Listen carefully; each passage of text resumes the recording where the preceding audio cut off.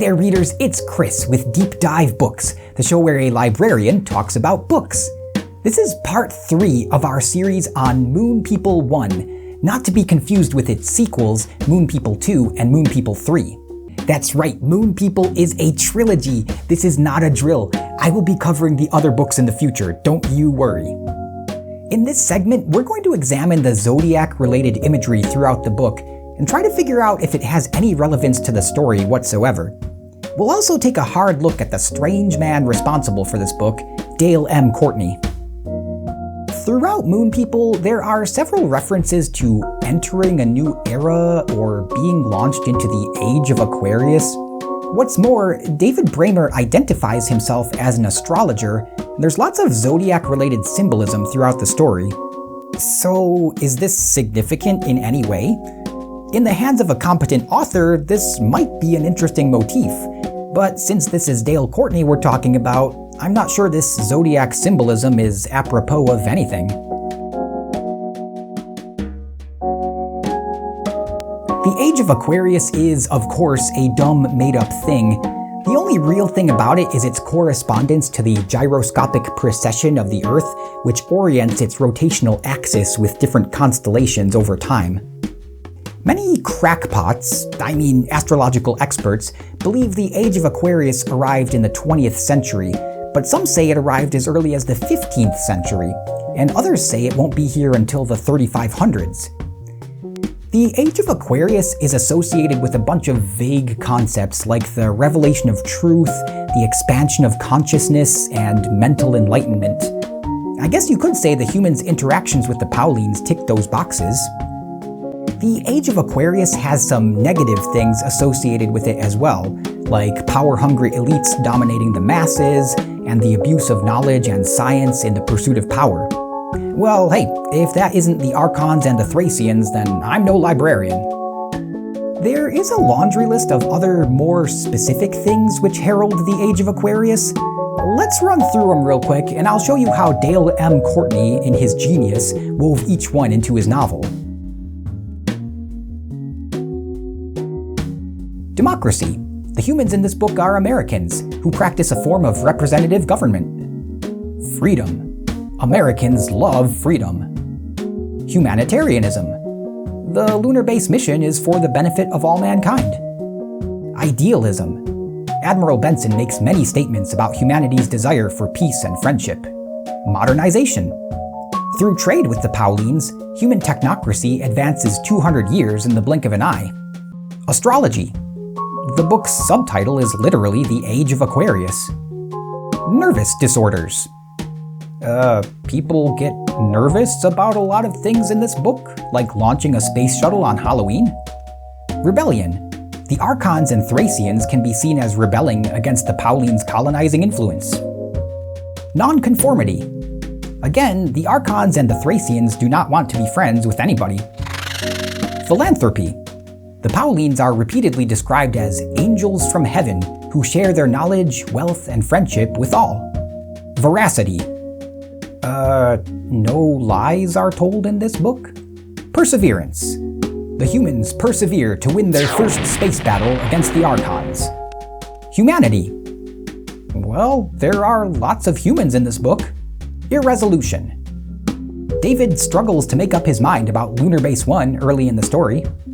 That's about the scope of the astrological content in Moon People. I looked into the significance of the constellation Scorpio, where the Paulines come from, but I didn't find any symbolic connection to the story apart from the fact that Scorpio is supposedly ruled by Pluto, whatever that means, and Pluto is the first place the Paulines stop in our solar system. I also looked up the constellation Hydra, which the Archons and Thracians call home. It's not a zodiac constellation itself, but it is situated directly between Cancer and Libra. Again, no discernible significance to the story at all. Well, I said Dale Courtney is a genius, and if you disagree at this point, I don't know what to tell you. Guy's kind of an enigma, though. Our best source of information about him is the author bio at the end of Moon People. It looks like he used some kind of self-publishing template for this and forgot to erase the section headings along with their word limits.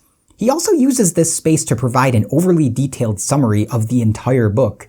I don't mean a dust jacket blurb, I mean something like a 6th grade book report that is inexplicably duplicated 3 times, including once at the beginning of the book, before you even hit chapter 1.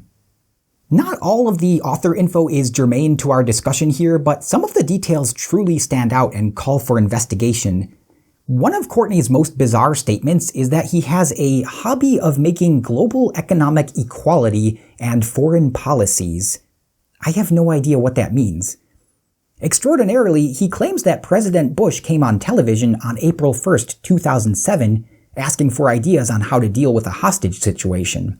What's more, President Bush supposedly used Dale Courtney's idea to secure the release of the hostages. The only thing that's true about this story, as far as I can tell, is the hostage situation itself. It is true that in March of 2007, some British Navy guys were putzing around the Persian Gulf when they were confronted and eventually detained by the Iranian Revolutionary Guard. The British claimed they were in Iraq's territorial waters. The IRG said they'd crossed into Iran. It was a whole thing.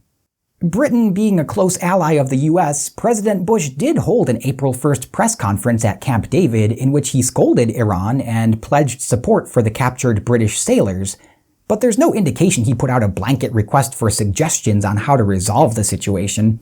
In the end, Iran released the sailors unharmed without much fuss, so I have no idea why Dale Courtney claims he had any part to play in this. I mean, I guess it would sound a little more plausible nowadays, when we have a similarly mustachioed lunatic advising and carrying water for a failed former president, but even W had standards. Another interesting detail about Dale Courtney is that his wife's name is Cheryl. Still no idea how to pronounce it, but at least that explains the character in Moon People. So why is this interesting? He's just basing a character on his wife, isn't he? Well, is he though? See, there's a fair amount of biographical information about Dale Courtney on the web, and some of it is contradictory. One of the biggest mysteries I came across is the identity of his wife. Stick with me here. According to his Moon People bio, Dale married Cheryl in 1985, and they were still married at the time of publication in 2008. However, Dale Courtney has a SoundCloud profile where he's posted, among other things, a recording of his wedding to a lady named Carla in 1997. I had to wonder, are we talking about the same Dale Courtney? Compare the pictures from his author bio and his SoundCloud profile. What do you think? This show couldn't be called Deep Dive Books if I didn't sit and listen to the whole 40-minute wedding ceremony for research purposes, and yes, it is the same Dale Courtney. So, does he have 2 wives?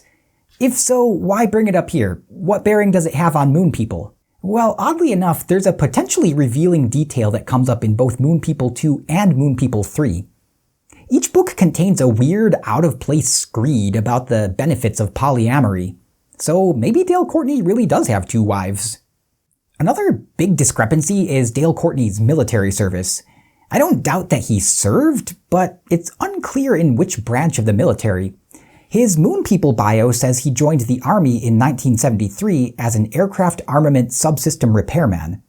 But his blog, rightmind.us, only mentions his 20-year commitment to the US Navy beginning in 1982. I mean, the timeline works, but is it common for career military men to jump service branches like that? And not only to switch branches, but to pretend like they only served in one? I don't know, it seems kind of strange. The reason I bring up Dale's blog is that it further deepens the mystery about the author of Moon People. Just as there appear to be 2 Mrs. Courtneys in Dale's life, there almost seem to be 2 Dale Courtneys. One, an undereducated astronomy buff who can barely put a coherent sentence together. The other, a reasonably intelligent man who writes thoughtful op-ed pieces for his local newspaper. You can't realize how badly written Moon People is until you read it for yourself. There are so many details of punctuation, syntax, and formatting that I won't dwell on due to time constraints, but suffice it to say the book looks like it was written by a kid who never passed 5th grade. He doesn't know how to use quotation marks, he can't stick to one verb tense or narrative voice, and at times he just sounds like an illiterate redneck. It's possible Dale is smarter than he appears and that he just doesn't care to proofread his work. I recently read another self-published book that was donated to my local library by a neighborhood author. It's called 15 Minutes at a Time, a time travel watch. It's oddly similar to Moon People in the way it switches verb tenses and narrative voices at random. It even has badly formatted stock photos at the beginning of each chapter. But what's really interesting is that the author almost brags about how badly written it is. A note at the beginning of the book reads, "My style is to write it and leave it, with very little massaging thereafter. I believe it makes it more authentic. So, if you find typos, and certainly you will find grammar errors, so what? Get over it. Forgiveness is a good thing." This is consistent with a type of person I've come across all too often in my professional life. The sort of person who thinks they're too smart and too important to bother writing coherent sentences when they send you an email. That's one hypothesis to explain the bad writing of Moon People. Another is that Dale Courtney was using text-to-speech software and talked a mile a minute without ever stopping to check the accuracy of the transcription. I don't know if Occam's razor applies here, but I lean toward the explanation that Dale Courtney is every bit as bad a writer as he appears, and there's no reason to assume otherwise. Whatever the case, the Dale Courtney of Moon People comes across as a dopey yet lovable geek with a passion for space and an earnest if unrefined love of storytelling. And then there's Dale Courtney, political blogger. On his Right Mind website, Dale cross-posts op-ed pieces that he writes for the Moscow Pullman Daily News in Idaho. They're well-composed and thoughtful, but they reveal a far less likable man, a hardline Trumpist who, among other things, fully buys into the big lie, peddles transphobia, blames Joe Biden for gas prices, believes taxation is theft, and thinks guns have nothing to do with gun violence. It's disappointing, but it's also deeply confusing. Which is the real Dale Courtney, the innocent redneck novelist or the mirthless GOP apologist? The deeper you dive, the more confusing it gets. Dale has 3 Twitter accounts, @DaleCourtney2, @DMCourtney, and @MoonPeopleTrio. The Moon People one appears defunct and was only ever used to promote his books. The other 2 are a mixture of Republican apologetics, reposts of scientific articles, and Moon People promotion. The thing is, he switches between his amateur novelist voice and his right-wing troll voice as easily as his Moon People narrator switches verb tenses. Here's a tweet from his @DMCourtney account. "It's time that parents demanded school choice, and that the money follows the kid, not the district." That's not a perfect sentence, but a reasonably coherent one, even if I disagree with the sentiment. Here's another tweet, this time from his Dale Courtney 2 account, which borders on Trumpian levels of incomprehensibility. "Hello, everyone. I hope you had a great 4th. I just want to say many are trying to make me out to be a bad guy. I'm not. They have been sending a lot of close-to-be porn. I want everyone to know if it's real bad, I delete them, but you have to remember I sell books. Many try to hurt my site." Again, I'm forced to wonder whether Dale Courtney is one person or is in fact 2 personalities inhabiting the same body. Anyway, one of the funny things about his Twitter presence is that he seems a little bit confused about how the platform works. There are lots of posts where he thanks some celebrity for being on his site. I think he's under the impression that if he chooses to follow a celebrity on Twitter, they consciously have to accept and follow him back, sort of the way friending works on Facebook. But that's not the case. You can follow whoever you want on Twitter and they probably won't notice or care. To Dale Courtney, though, being able to follow whoever he wants means he's actually friends with the likes of Paris Hilton and Kevin Hart. He exploits this imagined influence to promote his books, taking any question posted on any account as an excuse to shove his books in people's faces.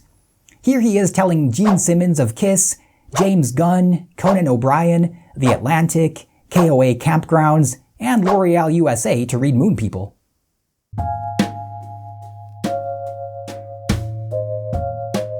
Is Moon People a bad book? Is a bad book entertaining? Does it make you smile and laugh? Does it inspire you to spend hundreds of hours creating videos about it? I don't think Moon People is a bad book, no matter how laughably amateur it is or how disagreeable I find the author's politics. Yes, Moon People is dumb and stupid, but as soon as I finished it, I immediately bought Moon People 2. And when I'd finished Moon People 2, I didn't buy Moon People 3. I wanted to put it off for as long as possible. I didn't want to know what it was like to live in a world where there are no more Moon People books to read. I've read all of them now, and I'd give anything up to a cash value of 3 paperback books to be able to read them all again for the first time. As I mentioned before, I will be covering the rest of the trilogy in future videos, just not right away. I have a lot of pots on the stove right now, and the DCU, Dale Courtney Universe, is just one of them. Thanks for coming along on this deep dive with me. Don't forget to like, comment, and subscribe. And until next time, happy reading and use a bookmark.